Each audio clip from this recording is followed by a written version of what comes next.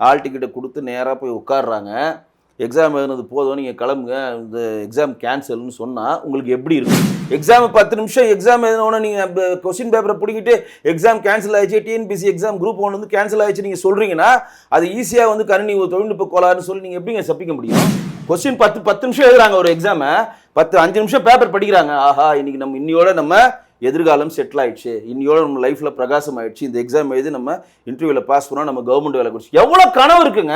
நான் கேட்குற தமிழக அரசு நேரடியா யார் யார் எக்ஸாம் எழுத வந்தாங்களோ அவர்களுக்கான தங்குமிடம் செலவு, போக்குவரத்து செலவு, சாப்பாடு செலவுன்னு ஒவ்வொரு நபருக்கும் தமிழக அரசு பணம் கொடுக்க. ஒற்றன் செய்தி நேயர்களுக்கு வணக்கம்.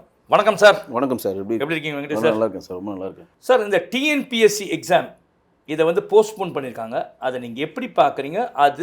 அதனால பாதிக்கப்படக்கூடியவர்கள், அதாவது எழுத சென்றவர்கள்லாம் நிறைய பேர் பாதிக்கப்பட்டிருக்காங்க. இதை பற்றி பொதுமக்களிடையே பெரிய ஒரு சர்ச்சையாக போயிட்டு அவங்கவுங்க பேசுகிற அளவுக்கு ஆகிடுச்சு, ஒரு பேசு பொருள் ஆகிடுச்சு. அதை எப்படி பார்க்குறீங்க சார்? இந்த திமுக அரசாங்கம் வந்து மக்கள் நலத்தின பணிகளை தான் சரியாக செய்யலை அப்படின்றது ஒரு குற்றச்சாட்டை நம்ம தொடர்ந்து எல்லா காணொலியும் வச்சிட்ருக்கோம். அதையும் தாண்டி நிர்வாக திறனற்ற ஒரு அரசாக இந்த அரசு இருக்கிறது அப்படின்றதுக்கு மிகப்பெரிய உதாரணம் இந்த டிஎன்பிஎஸ்சி எக்ஸாமுடைய தள்ளி வைப்புது. இது வந்து தள்ளி வைக்கிறது வந்து எக்ஸாம் நடக்கிறதுக்கு முன்னாடி ஒரு 2 நாள் முன்னாடி 3 நாள் முன்னாடி இது வந்து டெக்னிக்கலான இஷ்யூஸ் இருக்குது, இதில் வந்து நாங்கள் நினச்ச மாதிரி சென்டர்ஸ் கிடைக்கல, நாங்கள் நினச்ச மாதிரி இது வந்து நடத்த முடியாத ஒரு சூழ்நிலை இருக்கிறதுனால இதை ஒரு 15 நாள் நாங்கள் தள்ளி வைக்கிறோம் அப்படின்னு சொன்னாங்கன்னா அந்த நிர்வாக திறன் வந்து கரெக்டாக அந்த அரசு எந்திரம் செயல்பட்டு இருக்கிறது அப்படின்னு நம்ம நம்பலாம். சென்டரை அறிவிச்சாச்சு, ஹால் டிக்கெட் கொடுத்தாச்சு, எந்த சென்டரில் யார் யார் எங்கெங்கே வரணும், நம்பர், ரோல் நம்பர் முதற்கொண்டு எல்லாத்தையும் இஷ்யூ பண்ணி உள்ளே போய் சென்டரில் போய் பரீட்சை எழுதி 10 நிமிஷம் கழிச்சு பரீட்சை எழுதிட்டுருக்காங்க. 10 நிமிஷம் கழித்து ஒருத்தர் வர எக்ஸாமினர் ஆள் வந்து இல்லை டிஎன்பிஎஸ்சி எக்ஸாம் வந்து குரூப் 1 வந்து ஸ்டாப் ஆகிடுச்சு, நீங்களாம் போகலான்னு சொல்லி கொடுத்த கொஸ்டின் பேப்பரை திருப்பி வாங்குறாங்கன்னா இதெல்லாம் எங்கே சொல்கிறது? இங்கே ஒரு நிர்வாகம் இருக்கிறதா, இங்கே ஒரு அரசு எந்திரம் செயல்படுகிறதான்றது ஆச்சரியமாக இருக்கு எனக்கு. இது வந்து எப்படின்னு என்னால் ஜைஜஸ்டே பண்ண முடியல. இப்போ நீங்கள் வந்து ஒரு ஊரில் இருப்பீங்க, அந்த எக்ஸாம் எழுதுக்காக அந்த ஊரை தாண்டி இங்கே வந்திருப்பீங்க. இப்போ நீங்கள் திருநெல்வேலி இருக்கீங்கன்னு வச்சுக்கோங்க, உங்களுக்கு சென்டர் எங்கே பக்கத்துலேயே மதுரை போடுவாங்கன்னு வச்சுக்கோங்க. அப்போ அங்கே இருக்கிற வேலையெல்லாம் விட்டு மதுரைக்கு வந்து ஒரு நாள் முன்னாடியே வந்து ரூம் எடுத்து, ஏன்னா அவசரமாக நீங்கள் வந்து டைம் மிஸ் பண்ணினா உள்ளே அலோவ் பண்ண மாட்டான். அப்போ என்ன பண்ணுவாங்க, ஒரு நாள் முன்னாடியே அங்கே வந்துருவாங்க, ஒரு ரூம் எடுப்பாங்க, அதுக்கு செலவு பண்ணுவாங்க, அந்த ரூமில் உட்காந்து படிக்கிறது எல்லாம் பண்ணிவிட்டு மொதல் நாளே போய் அந்த சென்டரை போய் பார்ப்பாங்க. ஏன்னா காலையில் வழி தெரியாமல் சுற்ற முடியாது. புதுசாக ஒரு இடத்துக்கு போகிறீங்க, ஒரு ஸ்கூலில் கொடுத்துருக்காங்கன்னு வச்சுக்கலாம், அந்த ஸ்கூல் வழி தெரியாமல் டைம் மிஸ் ஆனாலும் எக்ஸாம் எழுத முடியாது. அப்போ என்ன பண்ணுவீங்கன்னா மொதல் நாளே ஒரு ஆட்டோவோ காரோ எடுத்துகிட்டு போய் இந்த இடத்துல தான் இந்த ஸ்கூல் இருக்குது, ஓகே நாளைக்கு காலை இத்தனை மணிக்கு வந்துடலாம், இதான் வழி, இவ்வளோ நேரம் ஆகும், நம்ம இத்தனை மணிக்கு எந்திரிக்கணும், இத்தனை மணிக்கு குளிக்கணும், இத்தனை மணிக்கு சாப்பிட்ணும், சாப்பிட்டு முடிச்சு கரெக்டாக இந்த டைமுக்கு எக்ஸாம் ஹால் போயிடலான்னு இவ்வளோ ப்ரீ பிளான்டாக எல்லோரும் வருவாங்க. குறிப்பாக பெண்கள் வருவாங்க. பெண்கள் தனியாக வர முடியுமா? இல்லை, ஒரு துணையோடு வருவாங்க. உங்கள் அப்பாவை கூப்பிட்டு வரலாம், அண்ணனை கூப்பிட்டு வரலாம், தம்பியை கூப்பிட்டு வரலாம். அதுக்கு ஒரு தனி செலவு, போக்குவரத்து செலவு, தங்கும் செலவு, சாப்பிட்ற செலவு, அதை போய் கண்டுபிடிக்கிறதுக்கான அந்த செலவு, இவ்வளெல்லாம் பண்ணிவிட்டு இப்போ ஃபைனலாக போய் அந்த ஸ்கூல்லையோ காலேஜோ போய் அந்த டிஎன்பிஎஸ்சி எக்ஸாம் எழுதுகிறப்ப ஹால் டிக்கெட்டை கொடுத்து நேராக போய் உட்காடுறாங்க. எக்ஸாம் எழுதுனது போதும், நீங்கள் கிளம்புங்க, இந்த எக்ஸாம் கேன்சல்னு சொன்னால் உங்களுக்கு எப்படி இருக்கும்? இது வந்து ஒரு தமிழக அரசுடைய நிர்வாக திறமையின்மை அப்படின்னு தான் பார்க்கலாமா, இல்லை இதில் வேறு ஏதாவது சதி இருக்கிறது? இல்லை, சதிலாம் எதுவுமே கிடையாது சார். இது வந்து சுத்தமாக தமிழக அரசினுடைய அரசு எந்திரம் செயலிழந்து விட்டது. நிர்வாக திறன் இல்லை, கரெக்டாக தலைமையான ஆட்கள் அங்கே இல்லை. ஏன் அப்படி சொல்கிறேன்னா, வைஷ்ணவா காலேஜில் சென்னையில் நடந்து குளறுபடி பாருங்கள். வைஷ்ணவா காலேஜில் பாதி பேருக்கு சென்டர் பேர் போட்டிருக்காங்க. யார் இந்த சென்டரில் நீங்கள் எழுதுலான்னு போட்டால் உள்ளே போனால் அவங்கள அலோவ் பண்ணலாம், அந்த லிஸ்ட்டில் அவங்க பேர் இல்லை. இப்போ இந்த டிஎன்பிசி சம்மந்தமான அதிகாரியை இப்போ வந்து சஸ்பெண்ட் பண்ணி வேறு அதிகாரியை கொண்டு வந்திருக்காங்க. அது ஈஸியாக ஒரு நிமிஷம் வேலை. தமிழக அரசு ஒன்று என்ன பண்ணுவாங்க, மக்கள் கொந்தளிப்பாக இருந்தோன்னா நாங்கள் உடனே அதிகாரியை வந்து பணியிட மாற்றம் பண்ணிட்டோம், அவரோட ப்ரொமோஷனை கட் பண்ணிட்டோம், இந்த அதிகாரி போல் இந்த அதிகாரி செயல்படுவான்னு அப்படின்னு சொல்கிறாங்கன்னா அந்த 5 அதிகாரியை பணியிட மாற்றம் செய்வது மட்டும்தான் தண்டனையா? லட்சக்கணக்கான பேர் எழுதி இன்றைக்கி வந்து காசை செலவு பண்ணிட்டு பாதி எக்ஸாம் எழுதி போயிருக்கான். சில பேர் வந்து சென்டர் உள்ளே அலோவ் பண்ணல, சில பேர் வந்து ஹால் டிக்கெட் போயிடுச்சு, சென்டர் போயிடுச்சு, லிஸ்ட்டில் பேர் இல்லை. இப்போ உங்களுக்கு ஹால் டிக்கெட் கொடுத்துறாங்க. வைஷ்ணவாவில் என்ன நடந்துச்சுன்னா உங்களுக்கு ஹால் டிக்கெட் கொடுத்துட்டாங்க, ரோல் நம்பர் வந்துருச்சு, சென்டர் தான் வைஷ்ணவா காலேஜ் சென்டர்னு போகிறாங்க. அங்கே போய் நுழைஞ்சோன்னா உங்களுக்கு லிஸ்ட்டு ஒட்டியிருப்பான், இந்த ஹால் டிக்கெட்டுக்கான கம்பெனி லிஸ்ட் இருக்கும். இந்த ஆள் இன்னாலாம் இதில் கலந்துக்கலாம், இந்த ரோல் நம்பர் உள்ளவங்க இந்த சென்டரில் எழுதலாம், இவங்களுக்கு இந்த வகுப்பறை தான் சொல்லி லிஸ்ட் ஓட்டியிருக்கோம். இவங்க அங்கே போனோடனே அந்த லிஸ்ட்டு அவங்கள்ட்ட அந்த லிஸ்ட்டு வந்து அந்த எக்ஸாமினர் இருப்பார்ல அவர்கிட்ட அந்த லிஸ்ட் இருக்கும். நீங்கள் ஹால் டிக்கெட் கொடுத்தோன்னா அந்த லிஸ்ட்டில் உங்களுக்கு டேலி ஆனதான் உள்ள அலோவ் பண்ணுவார். அவர்கிட்ட லிஸ்ட் இருக்கும். அப்போ என்ன பண்ணுறங்க, லிஸ்ட்டு நீங்கள் கொடுத்து அனுப்பிச்சிடுறீங்க. இதுதான் வைஷ்ணவ காலேஜ் தான் நீங்கள் போகணும், இத்தனை மணிக்கு எக்ஸாமு, ரோல் ஹால் டிக்கெட்டுன்னு சொல்லி கொடுத்து அனுப்பிச்சிடுறீங்க. அங்கே போயிட்டு அவன் ஒட்டிக்க சாட்டில் பார்க்குறான், பேர் இல்லை. சார் எனக்கு இல்லை ஹால் டிக்கெட் வந்துருச்சு சார், என்ன அலோவ் பண்ணுங்கன்னு சொல்கிறோம். அவனே சொல்கிறான், எனக்கு வந்த லிஸ்ட்டில் உன் லிஸ்ட்டு டேலி ஆனதான் உன்னை அலோவ் பண்ண முடியும். அப்போ அலோவ் பண்ண முடியாது. அப்போ இது வந்து ஒரு கணினியோட கோளாறாக பார்க்கலாமா? அப்போ கணினி உங்க இதுக்கே வரேன். அது வந்து ஒரு கம்ப்யூட்டர் சம்மந்தமான ஒரு தகவல் தொழில்நுட்பமான ஒரு கோளாறுனா கூட அந்த கோளாறை சரி பண்ண வேண்டியது யார் பொறுப்பு? எக்ஸாம் 10 நிமிஷம் எக்ஸாம் எழுதினோன்னு நீங்கள் கொஸ்டின் பேப்பரை பிடிக்கிட்டு எக்ஸாம் கேன்சல் ஆயிடுச்சு, டிஎன்பிசி எக்ஸாம் குரூப் 1 வந்து கேன்சல் ஆயிடுச்சு நீங்கள் சொல்கிறீங்கன்னா அது ஈஸியாக வந்து கணினி ஒரு தொழில்நுட்ப கோளாறுன்னு சொல்லி நீங்கள் எப்படிங்க சப்பிக்க முடியும்? அதெல்லாம் நீங்கள் ப்ரிப்ளான் பண்ணணும். நான் முன்னாடி சொன்ன பதிவு நினைவிட்டு விரும்புகிறேன். ஒரு எக்ஸாம் எழுதுறதுக்கு அந்த எக்ஸாம் எழுதுகிற வரவர் எவ்வளோ ப்ரிப்ளான் பண்ணுறான், படிக்கிறான். அந்த இடத்துல ஒரு இடத்துல இருந்து ஒரு இடத்துக்கு வரான், ஒரு துணையை கூட்டிகிட்டு வரான், தன் அப்பாவோ அம்மாவோ ஒரு லேடி கூப்பிட்டு வராங்க. ஒரு லேடியெலாம் அழுது நீங்கள் பேட்டியை பார்த்துக்கணும். அழுதுட்டு போகிறாங்க. நான் வந்து ரொம்ப ஆர்வமாக வந்து எழுதி எப்படியாவது கவர்மெண்ட் வேலை வாங்கி நான் எப்படின்னா குடும்பத்தை காப்பாற்றணுன்னு இருந்தால் இப்போ எக்ஸாமே எழுதலைன்னா தேல்வி கொடுக்காம நீங்கள் தள்ளி போட்டாங்க. அப்படின்றப்ப ஒரு டிஎன்பிசி எக்ஸாம் எழுதுகிற ஒரு நபர் அந்த எக்ஸாம் எழுதுறதுக்காக எவ்வளோ ப்ரிப்பரேஷனோட வராரு. அப்போ அந்த எக்ஸாமை நடத்துகிற தமிழக அரசு இன்னும் எவ்வளோ ப்ரிப்பரேஷன் பண்ணணும்? ஒரு தனிநபராக ஒருத்தர் அவ்வளோ பிளான் பண்ணுங்க. இதுன்னு சினிமா டிக்கெட் மாதிரி நினச்சிங்களா? போனோன்னு டிக்கெட்டை காமிச்சிட்டு உள்ள போய் படம் பார்க்குறதுக்கு படிக்கணும். அந்த சென்டரை போகணும். எப்படி இருந்தாலும் சென்டர் அவங்க ஊரில் போடவே மாட்டானுங்க. ஏன்னா அவங்க சொந்தக்காரங்க எவனா எக்ஸாமினர் வந்து இவங்க வந்து காப்பி அடிச்சிருவாங்கன்னு சொல்லிட்டு நீ விருதுநகரில் இருந்தால் தூக்கி மதுரையில் போடுவானுங்க, சென்னையில் இருந்தால் தூக்கி பொன்னேரியில் போடுவானுங்க, பொன்னேரியில் தான் தூக்கி இந்த பக்கம் போடுவாங்க, தாம்பரம் சைடில் போட்டு மாற்றி தான் போடுவாங்க. அப்போ அதுக்கு போகிறான் போக்குவரத்து செலவு, முதல் நாள் தங்குற செலவு, இவ்வளோ செலவும் பண்ணி நம்ம எக்ஸாம் கண்டிப்பாக எதுவும் டென்ஷன் எதுவும் எடுக்கக்கூடாது, எக்ஸாம் ஹாலில் தேடுற டென்ஷன் வரக்கூடாது, மைண்டு ஃபுல்லாக அந்த டென்ஷனில் போய்டுன்றதுக்காக அவ்வளோ செலவு பண்ணி அவ்வளோ ப்ரீப்ளான்டாக இருக்கக்கூடிய லட்சக்கணக்கான பேர் தன்னுடைய உழைப்பை கொடுத்து தன்னுடைய பொருளாதாரத்தை கொடுத்து தன் நேரத்தை கொடுத்து உங்களுக்காக வந்தால் ஒருத்த வரியில் சொல்லிட்டு போகுது தமிழக அரசு தொழில்நுட்ப கோளாறு அப்படின்னு. அப்போ இங்கே இருக்கக்கூடிய தொழில்நுட்ப கோளாறு வர அளவுக்கு ப்ரீப்ளான்டாக அங்கே இருக்கக்கூடிய அந்த டிஎன்பிசி எக்ஸாம் நடத்தக்கூடிய தலைவர் ஏன் வேலை செய்யலை? தமிழக அரசு வந்து பணியிட மாற்றம் செஞ்சா போதுமா?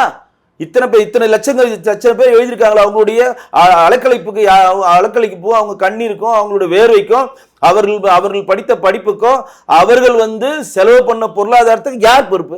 நான் கேட்குற தமிழக அரசு நேரடியாக யார் யார் எக்ஸாம் எழுத வந்தாங்களோ அவர்களுக்கான தங்குமிடம் செலவு, போக்குவரத்து செலவு, சாப்பாடு செலவுன்னு ஒவ்வொரு நபருக்கும் தமிழக அரசு பணம் கொடுக்க சொல்லுங்க. கொடுக்கணுமா இல்லையா? ஒருத்தர் 1000 ரூபாய் செலவு பண்ணுறான்னு வச்சுக்கோங்க.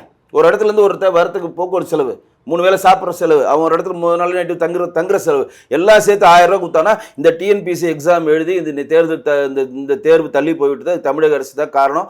அதற்காக எக்ஸாம் எழுத வந்த ஒவ்வொரு நபருக்கும் நாங்கள் மன்னிப்பு கேட்டு ஒவ்வொருடைய வங்கி கணக்குலையும் 1000லேருந்து 2000 ரூபா போடுறோம். போடு. சரி சார், நீங்கள் சொல்கிற மாதிரி இந்த 1000 ரூபா 2000 ரூபா போடுறதுனால அதனால் திமுகவுக்கு ஒரு இழப்பும் கிடையாது. அது வந்து அரசாங்க பணம் தான் போகுது, பொதுமக்களுடைய பணம் தான் போக போகுது. அதனால் இவங்களுக்கு என்ன பலன் இருக்குது? அந்த 1000 ரூபாய் கொடுத்தா அந்த கேண்டிடேட்ஸ்க்கு போதுமா? இல்லைங்க, நான் போதுமான்றது சொல்ல வரலங்க. இன்றைக்கு அந்த ஒவ்வொருத்தருக்கும் சார் நமக்கு வந்து 1000 ரூபாய் சாதாரண பணம் சார். அந்த 1000 ரூபாய் ஒரு கவர்மெண்ட் வேலை வேணும்னு ஒருத்தர் அலையிறானா அவனுக்கு 1000 ரூபாய் பெரிய பணமாக இருக்குது சார்.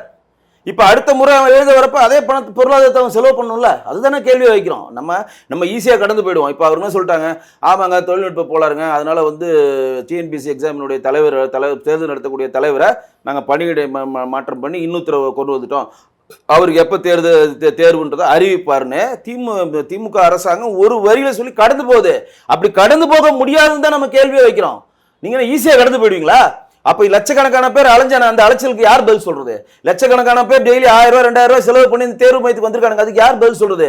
லட்சக்கணக்கான பேர் வந்து போக்குவரத்து இவ்வளோ, இப்போ ஒரு இடத்துல இருந்து ஒரு இடம் போகிறது எவ்வளோ பெரிய கஷ்டங்க போக்குவரத்துல. சாப்பாடு இல்லாமல் ஒருத்தர் ஓடியாரானா அவனுடைய அலைச்சலுக்கு யார் பதில் சொல்றது? அப்போ நீங்கள் ஈஸியாக ஒரு தொழில்நுட்ப கொள்ளான்னு சொல்லி கடந்து போனால் அவங்களை எப்படி விடுறது? அப்போ குறைந்தபட்சம் இழப்பீடாக அவங்களுக்கு அதை கொடுக்கணும். அதை கொடுப்பது மட்டுமல்லாமல் அடுத்த முறை இந்த ஆல் டிக்கெட்டுக்கு நீங்க தேர்வு மையத்தை நீங்க தேர்ந்தெடுக்கிறப்ப அவர்களுக்கும் வரக்கூடிய போக்குவரத்து செலவு மற்ற செலவுக்கான பணத்தை தமிழக அரசு தர சொல்லுங்க. அது நம்ம வரிப்பணமா இருக்கட்டுங்க, பரவாயில்லைங்க, ஒத்துக்கிறேங்க. ஆனா திமுக அரசாங்கம் தந்தாங்க ஆகணும். மொத்தமா ஒருத்தருடைய அலைஞ்சிருக்கான், பணத்தை விரயம் பண்ணியிருக்கான், உடல்நிலையை கருதி விரயம் பண்ணியிருக்கான், படிப்பு போச்சு, டென்ஷனு. இதோட பல பேருக்கு என்னன்னா எக்ஸாம் எழுதிட்டு இருக்காங்க, திடீர்னு வந்து பேப்பர் வாங்கினா அவன் மனநிலை எப்படி பாதிக்கப்படும் யோசிச்சு பாருங்க. மென்டல் எக்கானமி மென்டல் எக்கானமி எப்படி ஆகும் யோசிச்சு பாருங்க. எல்லாரும் சமமான மனநிலையில் இருக்காங்களா? லட்சக்கணக்கான பேர் எழுதுறான் சார் டிஎன்பிசி, எல்லாரும் அப்படியே ஜென் நிலையில் இருக்கிறாங்களா? எல்லாரும் ஏமாற்றம் எப்படி இருக்குங்க? அவனுக்கு மேபி அந்த கொஸ்டின்ஸ் ஃபுல்லாக அவனுக்கு தெரிஞ்சிருக்கலாம். கொஸ்டின் 10 நிமிஷம் எழுதுறாங்க ஒரு எக்ஸாமை, 5 நிமிஷம் பேப்பர் படிக்கிறாங்க. ஆஹா, இன்னைக்கு நம்ம இன்னையோட நம்ம எதிர்காலம் செட்டில் ஆயிடுச்சு, இன்னையோட நம்ம லைஃப்ல பிரகாசம் ஆயிடுச்சு, இந்த எக்ஸாம் எழுதி நம்ம இன்டர்வியூல பாஸ் பண்ணா நம்ம கவர்மெண்ட் வேலை கொடுத்து எவ்வளவு கனவு இருக்குங்க. அந்த கனவை சிதைத்ததா இல்லையா இந்த அரசாங்கம்? கனவை சிதைத்தது மட்டுமல்லாமல் அவர்களுக்கு மன உளைச்சல் தந்தது மட்டுமல்லாமல் ஈஸியா கடந்து போகுதுன்னா திமிர்த்தனமான அரசாங்கம். மன்னிப்பு கேட்கணும் இந்த அரசாங்கம். TNPSC exam, group A exam எழுத வந்த அனைத்து மாணவர்களிடம் திமுக அரசு மண்டியிட்டு மன்னிப்பு கேட்கறதுன்னு சொல்லுங்க. மண்டியிட சொல்லுங்க, நான் சொல்றேன் மன்னிப்பு கேட்கணும். சரி சார், இப்போ இந்த டிஎன்பிஎஸ்சி தேர்தலுடைய குளறுபடியினால 2026 தமிழகத்தில் நடக்கக்கூடிய சட்டமன்ற தேர்தலில் திமுகவுக்கு இது ஒரு பேக் ஃபயர் ஆகிறதுக்கான வாய்ப்பு, அதாவது ஒரு பின்னடைவை ஏற்படுத்தக்கூடிய மிகப்பெரிய பின்னடைவு வரும். ஏன் சொல்றீங்க? இப்போ டிஎன்பிசி எக்ஸாம் இன்னைக்கு கேன்சல் ஆயிடுச்சா? வேண்டுமென்று தான் திமுக அரசாங்கம் அதை பண்ணியிருக்கு. ஏன்னா இதை வந்து நடத்தினா மறுபடியும் இதுக்கான வேலை வாய்ப்பு லொட்டு லோசுக்கு எல்லாத்தையும் பார்க்கணும். இப்போ இது வந்து நிர்வாக குளறுபடின்னு சொல்லி வேண்டுமென்றே ஒரு கம்ப்யூட்டரில் ஒரு மிஸ்டேக் பண்ணி திமுக அரசு தான் இது பண்ணிச்சுன்னு நான் சொல்கிறேன். நேரடியாக சொல்கிறேன், வழக்கு போட சொல்லுங்கள். ஏன் அப்படின்னா இப்போ இந்த எக்ஸாம் ஸ்டாப் ஆயிடுச்சுல, இப்போ தேதி குடிக்காமல் இந்த தேர்வை நாங்கள் ஒத்தி வைக்கிறோம்னு சொல்கிறாங்களே, இன்னும் 15லேருந்து 25 நாள், ஒரு மாதத்தில் தேர்தல் விதிமுறை வந்துருமா இல்லையா? வந்துச்சா நீங்கள் எக்ஸாம் எழுதுவீங்களா? எக்ஸாம் நடத்துவீங்களா? அப்ப அடுத்த அரசாங்கம் எப்பொழுது வருதோ, இப்ப கார்பந்து அரசாங்கம் வந்துடும் ஸ்டாலின், அதற்கப்புறம் எந்த அரசாங்கம் தேர்ந்தெடுக்கப்படுகிறதோ அப்ப அவங்க நடத்துறப்பதான் அவங்க எக்ஸாம் எழுத முடியும். இது எவ்வளவு பெரிய மன உளைச்சலுங்க. ஒரு ஆண்டு மாறும், எத்தனை பேருக்கு வயசு மாறும்? நீங்க ஒரு நாள் நீங்க தள்ளி வைக்கிறப்ப நீங்க ஒரு எக்ஸாம் 35 வயசு தானே எழுதணும் கவர்மெண்ட், கரெக்டா தானே? 35 வயசு இந்த மாசத்தோட ஒருத்தர் முடியும்னு வச்சுக்கோங்க. ஒரு எக்ஸாம்பிள், இப்போ லட்சக்கணக்கான பேர் எழுத வந்தான், ஒரு 10,000 பேருக்கு லாஸ்டா வந்து பிப்ரவரி மாசம் 10ஆம் தேதிக்குள்ள 35 வயசு முடியுது, அதுக்குள்ள நம்ம எழுதி பாஸ் ஆகலான்ட்டு வரலாம்ல. இன்னைக்கு அவனுக்குலாம் அவுட் இல்ல. அதெல்லாம் எவ்வளவு பெரிய வயிற்றுச்சல், எவ்வளவு பெரிய கோபம் வரும். இப்போ 2 மாசம் தள்ளியோ ஒரு 4 இப்போ தேர்தல் வந்தோன்னா எப்படி இருந்தாலும் ஒரு 3-4 மாசம் தள்ளி தான் அடுத்த ஆட்சி ஃபார்ம் ஆகும். அப்ப இந்த எக்ஸாமை 6 மாசம் தள்ளி வச்சா 6 மாசம் இந்த எக்ஸாம் எழுத முடியாத எத்தனை பேர் போவான்? அவனுக்குலாம் எவ்வளவு கோபம் இருக்குங்க. அவனுடைய வாழ்வாதாரத்துக்கும் அவன் வாழ்விலை அழிச்சது இந்த திமுக அரசாங்கம். நேரடியாக குற்றம் சாட்டுறேன். அவனுடைய லைஃபை அழிச்சிருச்சு திமுக அரசாங்கம். 35 வயசு 35 வயசு 2 மாசம் ஆனா எக்ஸாம் எழுத முடியாது. அடுத்த எலிஜிபிள் அவனுக்கு இருக்குமா? இல்ல போன வாட்டி தேர்தல் குளறுபடி ஆயிடுச்சு, அதனால நாங்க வந்து இப்போ ரிட்டையர்மெண்ட் வயசு ஏத்துறானுங்களே, 59 வயசு வந்து 60 வயசு ஆயிடும், சம்பளம் கொடுக்கணுமே, அதுக்காக ஏத்துவானுங்க பாருங்க. அந்த மாதிரி போன வாட்டி 35 வயசு யார் கடந்தீங்களோ அவங்களுக்கு எக்ஸ்ட்ரா ஒரு 2 வருஷம் கொடுக்கணும். இந்த திமுக அரசு கொடுக்குமா? முடியாது. எப்படி கொடுக்க முடியும்? சட்டம் அது. அப்ப வேண்டுமென்றே இந்த அரசாங்கம் இந்த எக்ஸாம் எழுதி அவனா பாஸ் பண்ணிட்டு வந்து அவனுக்கு வேலை கொடுக்கணும்னு சர்ச்சை வரணும். வேண்டுமென்றே திமுக அரசாங்கம் ஒரு குளறுபடி செய்து அங்க இருக்கக்கூடிய எக்ஸாம் எழுத வந்த லட்சக்கணக்கான தமிழகத்தினுடைய எதிர்கால தூண்களினுடைய கனவை சிதைத்திருக்கிறது. சரி சார், இப்போ அஇஅதிமுகவில் ஏஐஏடிஎம்கே கனெக்ட் அப்படின்ட்டு ஒரு ஆப்பை ஒன்று இன்ட்ரடியூஸ் பண்ணாங்க. அது என்னது சார்? இல்லை, ஏடிஎம்கே அப்படின்ற கனெக்ட்ன்றது ஒரு டிவைஸ். எப்படின்னா நீங்கள் இந்த கிரெடிட் கார்டு ஸ்வைப் பண்ணுறதுக்கு ஒரு மிஷின் பார்த்துருப்பீங்களா, கார்டு ஸ்வைப் பண்ணுறது மிஷின், அந்த மாதிரி ஒரு மிஷின். இப்போ நீங்கள் உங்களுக்கு நல்லா புரிகிற மாதிரி கலோலிகளை சொன்னால் அது ஒரு மிஷினு நீங்கள் பஸ்ஸில் டிக்கெட் கேட்குறப்ப அடித்து சர்ன்னு டிக்கெட் கிழிச்சு தராருல, அந்த மாதிரி மிஷினை சாமானியனான ஒரு வீட்டுக்கு அஇஅதிமுக சேர்ந்த தொண்டர்கள் எடுத்துகிட்டு போய் அடிக்கிறாங்க. என்ன அடிக்கிறாங்கன்னா, 2021 நீங்கள் வாங்கின அரிசி விலை எவ்வளவு அடிக்கிறாங்க டைப், 2021 நீங்கள் வாங்கின பருப்பு விலை எவ்வளவு, எண்ணெய் விலை எவ்வளவு, அத்தியாவசிய தேவையில் இருக்கக்கூடிய கோதுமை விலை எவ்வளவு, தேங்காய் எவ்வளோ விற்றுது, மற்ற அத்தியாவசிய பொருட்கள்லாம் எவ்வளோ விற்றுதுன்னு சொல்லி ஃபுல்லாக அந்த லிஸ்ட் அடிக்கிறாங்க. அப்படியே இந்த சைடு வராங்க. 2025 2021 வாங்கல அரிசி விலை இப்போ எவ்வளோ விற்கிது, கோதுமை விலை இப்போ எவ்வளோ விற்கிது திமுக ஆட்சியில், 2021 அஇஅதிமுக ஆட்சி முடிபெற்றப்ப இருந்த விலைவாசியும் இப்போ டிஎம்கே ஆட்சியில் என்ன விலைவாசி விற்கிதுன்னு ஃபுல்லாக அடிக்கிறாங்க. அரிசி, கோதுமை, எண்ணெய், டீ தூள், காபி தூள், பால் எல்லாத்தையும் அடிக்கிறாங்க. அடித்து அந்த லிஸ்ட்டு கீழே கொண்டு வராங்க. கொண்டு வந்தால் 5 வருடமாக கிட்டத்தட்ட எவ்வளோ பார்த்தீங்கன்னா 16 லட்சம் ஒரு சாமானியனான ஒரு குடும்பம் விலைவாசியில் ஏற்றி கொடுத்துருக்கிறது. இது மட்டும் இல்லாமல் இந்த 16 லட்சம் இல்லாமல் மக்கள் நலத்திட்ட பணியாக அஇஅதிமுக கொண்டு வந்துச்சு பாருங்கள். தாலிக்கு தங்கம், மணிக்கழினி, ஸ்கூட்டிக்கு மானியம், அம்மா கிளினிக்கு, இன்னும் என்னென்ன திட்டங்கள் கொண்டு வந்தாங்களே, இந்த திட்டத்தின் பயனை நீங்கள் அனுபவிக்க முடியாமல் அனுபவிக்க முடியாதுன்னா எப்படின்னு நீங்கள் கேட்பீங்க, எப்படி அனுபவிக்க முடியல?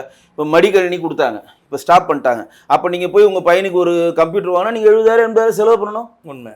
ஸ்கூட்டி முன்னாடி 5 லட்சம் பேருக்கு 25,000 ரூபா கொடுத்தாங்க. இப்போ ஸ்கூட்டி வாங்க, இப்போ திமுக ஆட்சி வந்து ஸ்கூட்டி வாங்காமல் இருக்காங்களா? அப்போ ஸ்கூட்டி வாங்க போகிறப்ப அவங்களுக்கு 25,000 ரூபா இழந்து 25,000 ரூபா பணத்தை கொடுக்குறாங்களே. தாலிக்கு தங்கம். நீங்கள் என்ன சொல்கிறீங்க, தவப்புதல்வன் திட்டம், புதுமை பெண் திட்டம்னு சொல்லிட்டு வருஷத்துக்கு மாதத்துக்கு 1000 ரூபா, 3 வருஷத்துக்கு 36,000 கொடுக்குறீங்க. இன்றைக்கி தாலிக்கு தங்கம் திட்டம் வந்து எவ்வளோ? 1 லட்ச ரூபா ஒரு பவுன் தங்கம். அன்றைக்கே 60,000 70,000 கொடுத்தாங்க, அதை ஸ்டாப் பண்ணிட்டீங்க. அப்போ நீங்கள் கல்யாணம் பண்ணால் 1 பவுன் தங்கத்தை நீங்கள் வாங்கணும்ல, அப்போ நீங்கள் எவ்வளோ செலவு பண்ணுறீங்க? 60,000 70,000 அன்றைக்கி செலவு பண்ணீங்க, இன்றைக்கி 1 லட்ச ரூபா செலவு பண்ணுறீங்களா?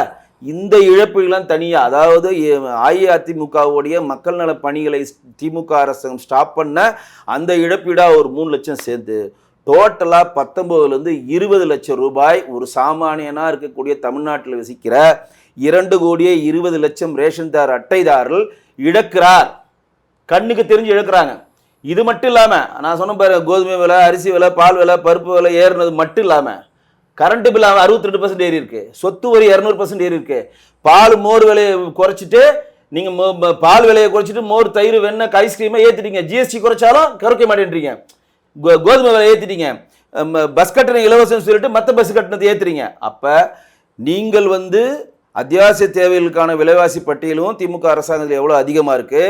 திமுக அரசாங்கம், இந்த அரசாங்கம் பதிவேட்டிலிருந்து எவ்வளோ வரி பணத்தை போட்டு நம்மளை வந்து ஏமாற்றி பணத்தை பிடுங்குகிறதா, அந்த பணமும் சேர்த்து ப்ளஸ் அஇஅதிமுகவுடைய மக்கள் நலத்தர பட்டியல் நடந்த ஸ்கீமை ஸ்டாப் பண்ணது ஒரு 3 லட்சம் சேர்த்து கிட்டத்தட்ட 19லேருந்து 20 லட்சம் ரூபாய் தமிழ்நாட்டில் இருக்கக்கூடிய 2,20 லட்சம் ரேஷன்தார் குடும்பத்தாரில் ஒரு குடும்பத்தார் இந்த 5 வருடத்தில் 20 லட்சத்தை இழக்கிறாங்க. ரைட் சார், நீங்கள் இதை சொன்னீங்க, விலைவாசி வந்து ஏறி இருக்குது அப்படின்னு சொல்கிறீங்க. அதாவது ஒவ்வொருத்தர் வீடாக போய் கேட்குறீங்க. அதாவது முன்பு 2021 ஆட்சியில் இருக்கும்போது எவ்வளோ இருந்துச்சு விலை, இப்போ என்ன ரேட் இருக்குது அப்படின்றது. இது ஒவ்வொருத்தரும் ஒவ்வொரு குடும்பஸ்தரும் வந்து அதை ஞாபகம் வச்சுருப்பாங்களா? பழைய விலைவாசி அவங்களுக்கு தெரியறதுக்கான வாய்ப்புகள் எல்லாமே சிஸ்டம் இருக்கேங்க. கூகுளில் தட்டினா வரப்போகுதுங்க. வச்சு சொல்லணும். 2021 ஓகே, தமிழ்நாடு அரிசி ரேட், 1 கிலோ அரிசி ரேட் தான் வரப்போகுது. ரைட்டு, நீங்கள் இந்த ரேட்டை சொல்கிறீங்க.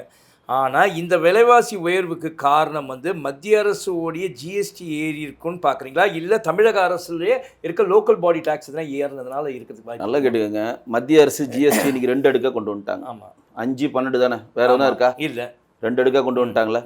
இந்த 2 அடுக்கா பால் விலையிலையும் கொண்டு வந்துட்டாங்க. மோர், தயிர், வெண்ணெய் எல்லாம் இறக்க சொல்லிட்டாங்க. ஆனால் திமுக அரசாங்கம் நம்ம வந்து 18% இருந்துச்சு பாருங்க அதிகபட்சம். அந்த 18%ல் எதை ஏற்றினாங்களோ அதே தான் இப்போ வச்சுருக்காங்க, குறைக்காமல் வச்சுருக்காங்க. அது நம்ம கேட்குறோம். அதனால தான் இங்கே இருக்கக்கூடிய ஒவ்வொரு நுகர்வோருக்கும் நம்ம விழிப்புணர்வு கொடுக்குறோம். நீங்கள் போயிட்டு முதல்ல நீங்கள் 15-18% ஒரு டேக்ஸ் பே பண்ணிவிட்டு அவன் விலையை குறைக்காமல் அதே பொருளை கொடுத்தானா நீங்கள் சொல்லணும், இது 5% டேக்ஸ் வந்துச்சுங்க, ஏங்க அந்த விலையை கம்மி பண்ணி கொடுங்கன்னு. ஏன்னா பழைய டேக்ஸ் சாஃப்ட்வேர்லேயே போட்டு வாங்கிட்டு இருக்கானுங்க. இது தனி கதை. இங்கே மாநில அரசு தான் அரிசிக்கும் பருப்புக்கும் எண்ணெய்க்கான வரியை விதிக்கிறது. மத்திய அரசு இலவசமாக தான் தருது. கரிக்கல்வியான் யோஜனா திட்டத்தில் நீங்கள் வாங்குற 20 கிலோ அரிசியும் 1 கிலோ கோதுமையும் 1 கிலோ பருப்பும் மத்திய அரசு கரிக்கல்வியான் யோஜனா திட்டத்தில் 85 கோடி இந்தியர்களுக்கு ஃப்ரீயாக கொடுக்குது மத்திய அரசாங்கம். அது மாநில அரசு பங்கே கிடையாது. 33 ரூபா 20 கிலோ அரிசி விலை, அதில் 30 ரூபா மத்திய அரசு கொடுக்குது, 3 ரூபா தான் மாநில அரசு பங்கு. விலைவாசி ஏற்றம், இப்போ மின்சார கட்டணம் ஏற்றுனீங்க, அது யார் ஏற்றுன? மத்திய அரசு ஏற்றுச்சு.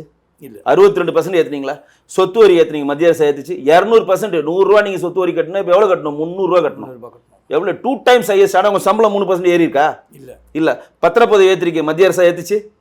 மாநில அரசு ஆர்டிஓ ரிஜிஸ்ட்ரேஷன் ஏற்றிருக்கீங்க, மத்திய அரசு ஏற்றுச்சு. இதெல்லாம் அவங்களுடைய வருமானம், மாநில அரசினோட வருமானம். டாஸ்மார்க் கோட்டரையும் இதுவும் வந்து வீரன் ஒரு இதை அட்வர்டைஸ் பண்ணி இப்போ வேச்சு, அது மாநில அரசு ஏற்றுச்சு, மத்திய அரசு ஏற்றுச்சு. அப்போ எல்லா விலைவாசியும் மாநில அரசின் கண்ட்ரோலில் தான் இருக்குது. மத்திய அரசினுடைய கண்ட்ரோலில் எந்த வேலையும் இல்லை. ஆனால் நீங்கள் ஒரு ஹோட்டலில் போய் சாப்பிட்றீங்க, ஒரு ஜிஎஸ்டி போட்டாங்கன்னா மாநில அரசுக்கு 5%, மத்திய அரசுக்கு 5%, அது ஒத்துக்கிறோம்.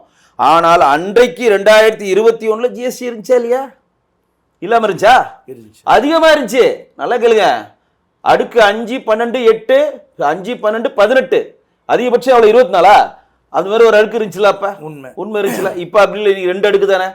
அப்போ இவ்வளோ விலைவாசியை ஜிஎஸ்டியில் குறைத்தும் கம்பேரிசன் பண்ணுறப்ப ஒரு குடும்பமும் 20 லட்சத்தை தமிழகத்தில் எழுந்திருக்கிறது.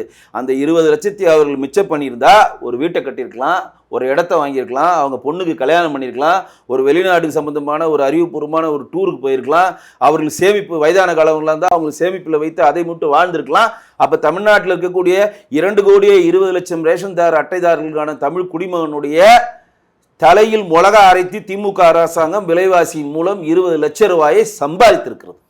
சரி சார், திருப்பரங்குன்றம் அந்த கோயிலில் வந்து இருக்கக்கூடிய சிக்கந்தர் தர்காவில் வந்து அங்கே வந்து முஸ்லிம்கள் அவங்க வந்து ஒரு இது நடத்தணும் அப்படின்னு நினச்சாங்க. அதை வந்து அந்த என்ன தொழுகை நடத்துறதுக்கோசரம் அவங்க வந்து ஒரு கோரிக்கை வச்சாங்க. அது வந்து சுப்ரீம் கோர்ட் வந்து நடத்தக்கூடாதுன்னு சொன்னதாக இருக்குது. அதை பற்றி உங்களுடைய கருத்து என்ன? அது வந்து நடத்தக்கூடாதுன்னு சொன்னது சரியாகுமா? இல்லை, நடத்தக்கூடாதுன்னு சொல்லுங்கள். சுப்ரீம் கோர்ட் சென்னை உயர்நீதிமன்றம் வந்து மதுரை கிளை கொடுத்த ஆர்டரை சுப்ரீம் கோர்ட் இம்ப்ளிமெண்ட் பண்ணியிருக்கு. அவங்க என்ன பண்ணியிருக்காங்க, மேலே சர்ச்சையான இடம் ஆயிடுச்சு, தீபத்தூணில் தீபம் ஏற்றுறது கோர்ட்டில் இருக்குது இன்றைக்கி. அங்கே சிக்கந்தர் தர்காவில் வந்து கந்தூரி விழா நடத்தணும்னு சொல்லிட்டு இவங்க கொடியை ஏற்றுனது ஏற்றக்கூடாது. ஏன்னா அவங்களுக்கு ஒரு நியாயம், நமக்கு ஒரு நியாயமா? அதாவது தீபத்தூணில் தீபம் ஏற்றினா சட்டம் ஒழுங்கு பிரச்சனை வந்துடும் தமிழக அரசு வாதிடுற அதே நேரத்தில் கந்தூரி விழாவில் கொடியேற்றத்தை நீங்கள் வந்து எப்படி அனுமதிக்கிறீங்க அப்படின்னு சொல்லி அப்போ வந்து சட்டம் ஒழுங்கு பிரச்சனை ஏற்படாதான்னு சொல்லி மாண்புமிகு நீதியரசர் சுவாமிநாதன் கேள்வி எழுப்புறார். அப்போ என்ன பண்ணுறாங்க, பொதுநல வழக்கில் அங்கே ஆறுபாடு பலியிடுறதை முதல்ல நிப்பட்டணும், அது தடை. டெய்லி தொழுகை பண்ணுறதை முதல்ல ஸ்டாப் பண்ணணும். ஏன்னா சர்ச்சைக்கான இடம் ஆயிடுச்சுன்னு சொன்னாங்க, கோர்ட் அதை ஏற்றுக்குச்சு. ஏன்னா ஒரு இடம் சர்ச்சை ஆயிடுச்சுன்னா உங்களுக்கு என்னவோ அதே தானே எங்களுக்கு, உங்களுக்கு மட்டும் நீங்கள் டெய்லி தொழுகை நடத்திக்கலாம். இப்போ என்ன கோர்ட்டுக்கு போகிறாங்க சுப்ரீம் கோர்ட்டில், அங்கே டெய்லி தொழுகை பண்ணுறதுக்கு நீங்கள் அனுமதிக்கணும், ஆடு மாடு வந்து நாங்கள் கொண்டு போய் சேர்றதுக்கு சாப்பிட்றதுக்கு பலியிடுறதுக்கு அனுமதிக்கணும் கேட்குறாங்க. அது கோர்ட்டு நிராகரிக்குது. ஏன்னா ஏற்கனவே சென்னை உயர்நீதிமன்றம் என்ன சொல்லுதோ அது வழிகாட்டுதல்படி செயல்படுங்க. சென்னை உயர்நீதிமன்றம் என்ன சொல்லியிருக்கு, கந்தூரி விழாவை நீங்கள் கொடியேற்றம் பண்ணது அதில் மொத்தமாக அது எல்லாத்தையும் ஸ்டாப் பண்ணி வெளியில் வாங்க, அங்கே டெய்லி நீங்கள் தொழுகை நடத்துறதுக்கு அனுமதிக்க முடியாது. அதே மாதிரி ஆடு மாடு பலியிடுறது, கோடி பலியிடுறதை நாங்கள் அனுமதிக்க முடியாது அப்படின்னு சென்னை உயர்நீதிமன்றம் சொன்னதை சுப்ரீம் கோர்ட்டு வந்து ஆவணப்படுத்தியிருக்கு. அவ்வளோதான். இதில் வந்து நம்ம என்ன சொல்கிறோம், இதில் யாருக்கும் எந்த ஒரு லாபமும் இல்லை நஷ்டமும் இல்லை. ஒரு இடம் பிரச்சனை ஆகிடுச்சுன்னா அது நம்ம எப்படி ஒதுங்கி நிற்கிறோம்? இன்றைக்கி தீபத்தூணில் தீபம் ஏற்றணும் சுப்ரீம் கோர்ட்டுக்கு இன்னும் போகல. தமிழக அரசு சுவாமிநாதன் கேட்குறாரு, யார் நிபந்தனையற்ற மன்னிசை மானங்கட்ட அந்த தமிழக அரசு கேட்குது, நிபந்தனையற்ற மன்னிப்பு கேட்குது கோர்ட்டில். யார் கேட்குறாரு, எழுத்துப்பூர்வமாக கலெக்டர் கேட்குறாரு, எஸ்பி கேட்குறாரு, டேவிட் மாசிவாதன் கேட்குறாரு, துணை எஸ்பி கேட்குறாரு. நாங்கள் அன்றைக்கு நீங்கள் ஆர்டர் போட்டிங்க 144 போட்டது தப்பு, உங்களுடைய ஆர்டரை எங்களை இம்ப்ளிமெண்ட் பண்ணல, இதை நாங்கள் நிபந்தனையற்ற மன்னிப்பு கேட்குறோம், இதையோட இந்த வழக்கை முடிச்சு வைங்கன்னு தொபுகடின்னு காலை விழுறான். நிபந்தனையற்ற மன்னிப்பு கேட்டது தமிழக அரசு. வெக்கம் இல்லாமல் அது தமிழ் திமுக ஊடகங்கள் யாரும் பெருசு பற்றி காட்ட மாட்டேன்றாங்க. தமிழக அரசு அப்போ வந்து நீதி அரசு என்ன சொல்கிறாரு, உங்களை மன்னிச்சாலும் மதிப்பேன், கலெக்டர் வந்து அடுத்த ஹியரிங்க்கு ஆஜராகணும், மற்றவங்களுக்கு நீங்கள் கிளம்பலாம், உங்களுக்கு வந்து இந்த வழக்கிலேருந்து விடுவிக்கிறேன். அதுவே எங்களுக்கெல்லாம் கோபம். எத்தனை பேர் உணர்வுகள் அன்றைக்கி பதில் சொன்னோம், எத்தனை பேர் செத்து போனேன், பூர்ணச்சந்திரன் ஒருத்தன் தீபத்தூணில் தீபம் ஏற்ற முடியலன்னு ஒரு இந்து உயிர் செத்து போயிருக்கு. அந்த இந்து உயிருக்கு என்ன மதிப்பு இருக்குது? நீங்கள் எப்படி நீங்கள் அங்கே இருக்கக்கூடிய எஸ்பி நீங்கள் மன்னிக்கலாம், எப்படி நீங்கள் அங்கே இருக்கக்கூடிய டேவிட்சன் ஆசீர்வாதம் அங்கே இருக்கக்கூடிய துணை எஸ்பி நீங்கள் மன்னிக்கலாம், கலெக்டர் மன்னிக்கலாம், அது ஒத்துக்கிறேன். கலெக்டர் வந்து கோர்ட்லேருந்து எடுக்க மாட்டேட்டாங்க, மற்றவர்களும் மன்னிப்பு கொடுக்குறாங்க. நிபந்தனையற்ற மன்னிப்பு நீங்கள் கேட்குறீங்கன்னா அப்போ இந்த மாதிரி கோர்ட்டுக்கு போகும், இந்த மாதிரி வரும். அப்போ கூட நீதியரசர் கேட்குறாரு, நீங்கள் வந்து சுப்ரீம் கோர்ட் இது அப்ளை பண்ணியிருக்கீங்களா, நாங்கள் வந்து தடை இல்லை, தீபத்தூணில் தீபம் ஏற்றலான்னு சொல்லி டபுள் பெஞ்ச் ஆர்டர் கொடுத்துட்டாங்க. இதுக்கு நீங்கள் சுப்ரீம் கோர்ட்டு போகிறோன்னா அப்போ கலெக்டர் என்ன சொல்கிறேன்னா, சுப்ரீம் கோர்ட்டு போகிறது பேர் நாங்கள் வந்து ஆலோசித்திருக்கிறோம். ஏன்னா சுப்ரீம் கோர்ட்டு போவதற்கு 90 நாள் டைம் இருக்குது. எப்படி பாருங்கள், அதுக்குள்ளே எலெக்ஷன் வந்துடும். எப்படி நம்ம இந்துக்களை இந்த அரசாங்கம் ஏமாத்துறது மக்கள் இதை புரிஞ்சுக்கணும். 90 நாள் டைம் இருக்குது, நாங்கள் வந்து பேசிகிட்டு இருக்கோம், போகலாமா வேணாமான்னு. போனால் இந்துக்களுக்கு எதிராகிடுவோம், போயிட்டோன்னா கேஸ் ஆகிடும், அதுக்குள்ளேயே வந்து கோர்ட்டுக்கு வந்துடும். அதுக்கு முன்னாடி இந்த 90 நாள் அப்படியே கழிச்சுட்டு நம்ம என்னதோ நமக்கு அரசாங்கம் எப்படி இருந்தாலும் அடுத்த வாரம் நம்ம திமுக தோக்க போது நம்ம இந்த பிரச்சனை வெளியே போகலான்னு சொல்லி ஒட்டுமொத்த தமிழ்நாட்டில் இருக்கக்கூடிய இந்துக்களின் உணர்வை வஞ்சிச்சது மட்டுமல்லாமல் ஒரு உயிர் போக காரணமாக அந்த திமுக அரசு இருந்திருக்கு. அதுதான் அவர் கேட்குறாரு. இன்றைக்கு நிபந்தனையற்ற மன்னிப்பை வந்து எஸ்பியும் துணை எஸ்பியும் அங்கே இருக்கக்கூடிய மாவட்ட கலெக்டரும் மற்றவரும் கேட்குறீங்களே, அந்த உயிரை உங்களால் திருப்பி தர முடியுமா? நான் கேட்குறேன், அந்த செத்து போன பூர்ணச்சந்திரன் உயிரை உங்களால் திருப்பி தர முடியுமா? ஒரு உயிர் போச்சு இல்லைங்க. நீங்கள் அன்றைக்கி 10 பேர் ஏற்றிருந்தானா என்னங்க பிரச்சனை வரப்போகுது? இன்னைக்கு வரையும் வந்து சட்டம் ஒழுங்கு பிரச்சனையில் எவனா மேலே போய் இந்துக்கள் போய் கலாட்டா பண்ணுறான், நாங்கள் தீபத்தூணில் தீபம் ஏற்றுவோன்னு. இன்னைக்கு வரையும் சட்டப்படி போயிருக்கோம், சட்டப்படி அனுமதி வந்தால் நாங்கள் ஏற்றுவோன்னு சொல்கிறானா இல்லையாங்க? இன்னைக்கு கூட டபுள் பெஞ்சு போனோடனே இவங்க சுப்ரீம் கோர்ட்டு போகிறனால தானே கம்னு இருக்கிறோம். அப்ப நாங்க வந்து கம்முன்னு இருக்கணும், இவர் போய் தொழுகை நடத்துவாரா, இவர் போயிட்டு கந்தூரி விழா நடத்துவாரா, இவர் போயிட்டு பலியிடுவாரா, அதை பார்த்துட்டு இருப்பாரா நீதியரசரே? அதுதான் கோர்ட் சொல்றாங்க. மதுரை கிளை சென்னை உயர்நீதிமன்றம் என்ன உத்தரவு பெற்றிருப்போ அந்த உத்தரவை ஃபாலோ பண்றது உச்சநீதிமன்றம் சொல்லிடுச்சு, அவ்வளவுதான். ஆனால் இங்க இருக்கக்கூடிய திமுக அரசாங்கம் நிபந்தனையற்ற மன்னிப்பை கேட்டு, தமிழக அரசு வந்து நிபந்தனையற்ற மன்னிப்பை கேட்டு வெட்கி தலை குனிந்தது மட்டுமல்லாமல் ஒரு உயிர் போனதுக்கு காரணமா இருந்தன்ற ஒரு குற்ற உணர்ச்சியே இல்லாம செயல்படுகிறதா இங்க இருக்கக்கூடிய இந்துக்கள். நீங்கள் தயவு செய்து புரிஞ்சுக்கணும். மிக்க நன்றி சார். நன்றி. நன்றி நேயர்களே.